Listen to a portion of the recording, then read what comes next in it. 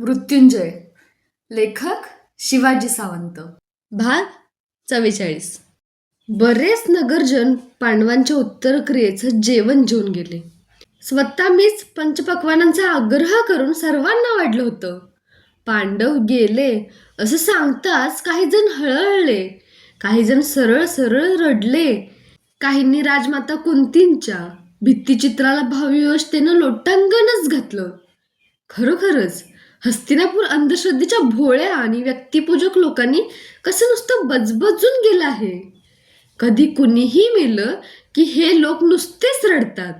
मला तर कधी कधी अशी शंका येते की ही गंगा नदी हिमालयाचा हिम वितळून निर्माण झाली नसून केवळ या दुबळ्या मनाच्या रडक्या लोकांच्या अश्रूंनीच निर्माण झाली असावी. रडून आणि छातीच्या बरगड्या पिटून घेऊन का कधी गेलेला माणूस परत येत असता. पण हे अशांना कोणी पटवायचं. सगळेच रडगाणं गात बसलेले. जनसमुदाय हा मूर्ख असतो हेच खरं. या प्रसंगातून शकुनी मामा किती बुद्धिमान आणि कुशल आहेत याचा मला आणखी एकदा अनुभव आला. मी त्यांना माझा हितकर्ती मानलंच होतं, पण आता या प्रसंगानं त्यावर निश्चितीची राजमुद्रा ठोकली गेली. भोजनासाठी आलेल्या सर्व नगरजनांना पांडव गेले असं उत्तरेचं टोक डोळ्यांना लावून सांगत ते शेवटी म्हणाले, दुर्दैव तुमचं आणि आमचं की पांडवांची मृत शरीरं दहनासाठी सुद्धा आपल्या हाती मिळू शकली नाहीत. आमच्या या क्षुद्र हातांनी जणू त्या पुण्यवंतांना भडाग्नी सुद्धा द्यावा असं वाटलं नाही. मामांचे ते मानभावी उद्गार सर्वांना ज्वलंत आणि जिवंत भावनांसारखे वाटले. त्यांच्या आत्म्यानं शांती लाभावी यासाठीच हे जेवण आहे. ते तुम्ही घेतलं नाहीत तर त्यांना शांती लाभणार नाही. मामांच्या त्या उद्गारांनी सर्वांनाच कोंडीत पकडलं. प्रत्येक जण भोजन घेऊन गेला. मामा हा माझा चालता बोलता बस्तिक बाण होता. कुठंही मारावा अयशस्वी ठरणार नाही. शेपटी बाहेर निघाली तरी निदान पात तरी लक्षात अडकून राहीलच. सर्वात शेवटी आम्ही सर्व कौरव भोजनासाठी बसलो. मामाही होतेच, पण माझ्या पहिल्याच घासाला एक दूध धापा टाकीत एक विश्वास न ठेवता येण्यायोग्य वार्ता घेऊन आला. वरखाली होणारं वक्ष सावरीत तो तुटक स्वरात म्हणाला, महाराज, दक्षिण पांचालांच्या राज्यात कोणीतरी ब्राह्मण पुत्रांना हिडिंबा आणि बक्कासूर या अजिंक्य नरमांस भक्षक राक्षसांना द्वंद्वयुद्धात नुसत्या बुक्क्यांनी ठार मारलं आहे. ती वार्ता ऐकताच भीम अजून जिवंत आहे की काय अशी एक शंका माझ्या मनात तरळून गेली आणि घशातला घास घशातच अडकला. पण ती जीवघेणी शंका मी क्षणात निर्धारानं दूर सारली. कारण शंका ही घायपातासारखी असते. एकदा का तिनं मूळ धरलं की ती वाढतच जाते आणि शेवटी तिचं दाट गचपनात रूपांतर होतं. दंडातील चांदीच्या पेटीवरून मी क्षणभर तळहात फिरविला तेव्हाच मला थोडं समाधान वाटलं. पुरोचनानं दिलेली दग्ध भीमाची करपलेली काळी करंगळी त्या पेटीत होती. माझं मन स्थिर झालं. त्या दिवशी मी आकंठ भोजन घेतलं. त्यावर केशर मिश्रित सुगंधी तांबूल खाल्ला. कितीही निधड्या छातीचा असलो तरी शेवटी मीही एक माणूसच होतो आणि म्हणूनच कधी कधी माझं मन मी केलं ते चूक की बरोबर या प्रश्नाच्या सतत माऱ्यानं भांबावून जाई. माणूस बुद्धीच्या आणि संपत्तीच्या जोरावर जगाला सहज फसवू शकतो, पण आपल्या मनाला फसविता येणं कुणालाच शक्य नसतं. ज्याच्या त्याच्या खऱ्या व्यक्तिमत्वाचं प्रतिबिंब ज्याच्या त्याच्या मनाच्या दर्पणात स्पष्ट पडलेलं असतं. प्रत्येक माणूस आपल्या एकांत वेळी या दर्पणात स्वतःचीच विविध रूपं पाहत असतो. काही काही वेळा ही रूपं आकर्षक व अभिमान वाटण्यासारखी असतात, पण बऱ्याच वेळा ही रूपं डोळ्यांपुढं येऊ सुद्धा नयेत असं वाटतं. कोणतीही वाईट गोष्ट करण्यापूर्वी आत्माभिमानातून, धैर्यातून वा कुतूहलातून निर्माण झालेली खोटी उभारी प्रत्येकात असते, पण ती गोष्ट या उभारीतून एकदा होऊन गेली की मग मात्र मन उरी बाण लागलेल्या श्वापदासारखं कुणाचा तरी असमर्थ आश्रय घेण्यासाठी इतस्ततः धावू लागतं. कुणाला सुदैवानं हा आश्रय मिळतो, कुणाला जीवनभर तसंच धावत राहावं लागतं. पांडवांना जिवंत जाळण्यात मी काय मिळवलं? कुरुवंशातल्या राजकुमाराला आणि पितामह भीष्मांच्या आपताला हे भूषणावं होतं काय? हे आणि असे अनेक प्रश्न माझ्या मनात घोळू लागत. हे राज्य आणि ही संपत्ती आजवर कुणीतरी आपल्याबरोबर नेली आहे काय? या दिग्विजयी कुरुवंशात अनेक राजे होऊन गेले. त्यांनी युद्ध केली, अश्वमेधाचे घोडे सारे आर्यावर्तात फिरवले, अमाप संपत्तीचा यथेच्छ उपभोग घेतला.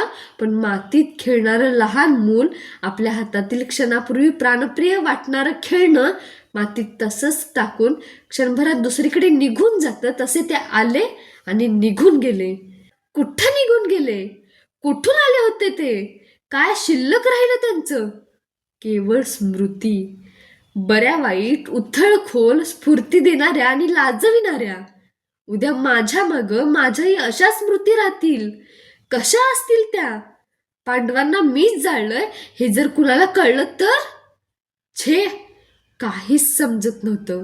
माझं मन मग उगाच विंचवानं आपलीच नांगी फिरून वाकडी करून आपल्याच पाठीत त्वेषानं मारावी, तसं त्या विचारांनी स्वतःलाच दोष देऊ लागे. मन अस्थिर होऊन जाई. त्या 5 भावांचे हसरे चेहरे एकसारखे डोळ्यांपुढे फेर धरून नाचायला लागत. मन गोंधळून जाई. मन, खरोखरच माणसाला मन नसतं तर? कुणी सांगावं? कदाचित तो सुखी झाला असता. पण कसं शक्य आहे ते? मनाशिवाय माणूस म्हणजे दंडाशिवाय गदा. छे, मनाशिवाय जीवन तर अपूर्णच असेल तर ते असावंही, पण एवढं गुंतागुंतीचं नसावं. या आणि अशा अनेक परस्पर विरोधी विचारांनी मी गोंधळून जाई. अशा प्रत्येक वेळी एकच एक व्यक्ती मला नेहमीच आशेचा एक प्रभावी किरण दाखवत असे, आणि ती म्हणजे अश्वत्थामा. कर्णाबरोबर तो नेहमीच राजवाड्यात येत असे. त्याला आणि कर्णाला एकत्र पाहिलं की एखाद्या अफाट नदीकाठी एक सुंदर मंदिर पाहिल्यासारखं वाटत असे. कर्ण हा त्याच्या भरदार आणि घोटीव सोनेरी शरीरामुळे नदीसारखा दिसे, तर अश्वत्थामा हा त्याच्या नितळ आणि शांत चेहऱ्यामुळे मंदिरासारखा वाटे.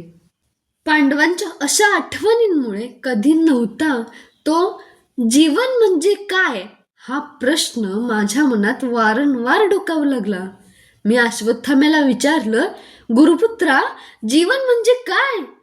तो शांतपणे म्हणाला, राजा, जीवन म्हणजे काय हे अनेक प्रकारांनी सांगता येईल, पण तुझ्यासारख्या कुरुवंशातल्या वीराला पटेल अशा भाषेत सांगायचं म्हटलं तर जीवन म्हणजे म्यानातलं खडग. म्यानातलं खडग? ते कसं काय? मी आश्चर्यानं विचारलं. होय राजा, माणसाचं शरीर हे म्यानासारखंच असतं आणि त्याचं मन हे त्या म्यानातील खडगाच्या तीक्ष्ण पात्यासारखं असतं. वा अश्वत्थामा, चांगली कल्पना आहे तुझी जीवनाबद्दलची. नाही राजा, अजूनही या कल्पनेत एक अपूर्णता आहे. कोणती? आणि अशा या जीवनरूपी खडगाची आत्मा ही एक मूठ असते. आत्मा ही खडगाची मूठ? होय, आत्मा हा त्या जीवनरूपी खडगाची मूठच आहे. म्हटलं तर त्या मुठीचा त्या खडगाशी आणि म्यानाशी संबंध आहे, म्हटलं तर नाही. पण मूठच नसली तर खडग चालेल काय? म्यानाला शोभा येईल काय? आत्म्याविना शरीराचं आणि मनाचंही तसंच आहे. आत्म्याशिवाय ना शरीराला अर्थ ना मनाला. मग अश्वत्थाम्या, शरीर नष्ट झाल्यानंतर आत्म्याचं काय होतं? तुझ्याच कल्पनेत विचारायचं तर म्यान नष्ट झाल्यानंतर मुठीचं काय होतं? माझ्या मनातून पांडवांची स्मृती काही अजूनही जात नव्हती. चुकतोस राजा, म्यानाचा नाश पावल्यानं मुठीला काय होणार? ती खऱ्या अर्थानं म्यानात कधी असते तरी काय? असली तरी ती पात्याच्या रूपानं, मनाच्या रूपानं. आत्म्याचं कार्यही शरीरात तसंच चालू असतं. म्हटलं तर शरीरात आहे, म्हटलं तर नाही. थोडक्यात सांगायचं म्हटलं तर आत्मा हा सर्पासारखा असतो. आत्मा आणि सर्पासारखा? किती आश्चर्यकारक बोलतो हे आज तू गुरुपुत्रा. आत्मा सर्पासारखा कसा असेल? होय, सर्प जसा एक कात टाकून दुसरी नवी कात धारण करतो, तसा आत्माही एक शरीर टाकून दुसरं धारण करतो. अश्वत्थामा नितांत शांतपणे म्हणाला. त्याचे काळेशार टप्पोरे डोळे आत्मविश्वासानं चमकत होते. जणू तो डोळ्यांनीच सांगत होता की आश्चर्यानं बघू नकोस, मी म्हणतो हे सत्यच आहे. माझं कुतूहल जास्तच वाढलं. तो प्रश्नांची उत्तरं देताना निश्चितपणे कुठेतरी सापडेल या विचारानं मी त्याला परत छेडला. अश्वत्थामा, आत्म्याला सर्पाची उपमा देणारा तू खरोखरच बुद्धिमान आणि कल्पक आहेस. पण असा हा तू म्हणतोस तो आत्मा एक शरीर टाकून दुसरं धारण करतो म्हणजे पुनर्जन्म आहे, असंच तुला म्हणायचं आहे की काय? होय राजा, मी तुला आता माझ्यासमोर पाहतो आहे, हे जितकं सत्य आहे तितकंच प्राण्याला पुनर्जन्म आहे हेही सत्यच आहे. कारण माणसाच्या शरीरात असलेलं चैतन्य हे अमर आणि अमरच आहे. त्या भीमानं पुनर्जन्म घेतला असेल तर? केवळ या कल्पनेनंच माझ्या छातीत एक भयानक कळ आली. कसंबसं स्वतःला सावरीत मी म्हणालो, मग हे पुनर्जन्माचं सत्र कुठपर्यंत चालणार आणि या जगाचा शेवट तरी कुठं होणार? राजा, समुद्राच्या लाटा कधी पाहिल्या आहेस काय? त्या कधीतरी मोजता आल्या आहेत काय? त्या कुठून येतात आणि कुठं जातात हे कुणाला तरी सांगता आलं आहे काय? या पुनर्जन्माचंही तसंच आहे.